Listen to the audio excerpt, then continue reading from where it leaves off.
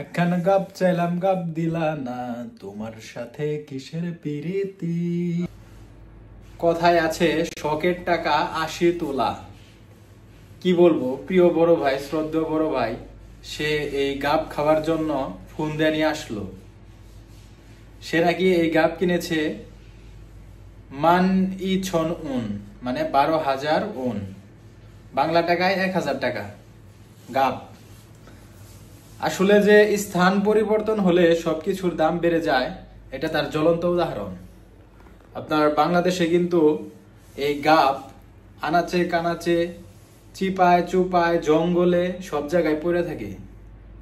কোনো খাবার মানুষ নাই, আর কেউ ওইভাবে তাকায়ও না।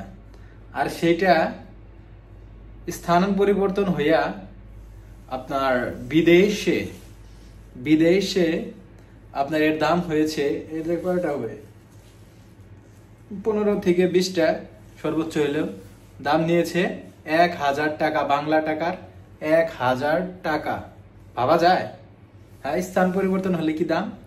তেমনি আপনিও যদি কোনো জায়গায় দাম না পান, আপনি স্থানটা পরিবর্তন করে ফেলেন, দেখবেন যে আপনারও দাম বেড়ে গেছে একদম। যাই হোক, যেটা বলতে চাইছিলাম যে এই সেই বড় ভাইয়ের কথা, সে জিজ্ঞাসা করছি যে কেন এই গাব কেনার কারণ কি। এটা তো বাংলাদেশে আপনার অ্যাভেলেবল, চিপায় চুপায় জঙ্গলে আনাচে কানাচে পড়ে থাকে, কিন্তু কোনো খাওয়ার মানুষ নেই।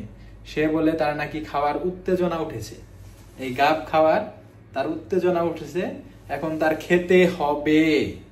টাকা কোনো ফ্যাক্ট না, শখের তোলা ৮০ টাকা, এই হলো কাহিনী।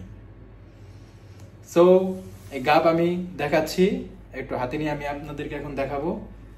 দেখেন, দেখেন গাবের সাইজ, এটা কিন্তু নষ্ট হয়ে গেছে। আপনার সে অনেকদিন, ১ সপ্তাহের মতো হয়েছে কিনেছে, কিন্তু খাওয়ার কোনো সময় নাই তার। আমি বললাম যে ভাই, আর কোনো জিনিস পাইলেন না, শেষে গাব খাওয়ার জন্য ডেকে নিয়ে আসলেন। সে বলল খান মিয়া, শখের তোলা ৮০ টাকা। এখন বলেন যে ১৫টা গাব ১,০০০ টাকা, এখন কয় টাকা করে পড়লো।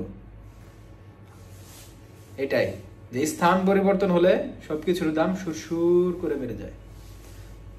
সো ভিডিও ভালো লাগলে অবশ্যই লাইক কমেন্ট শেয়ার করবেন, আর চ্যানেলটি অবশ্যই সাবস্ক্রাইব করবেন।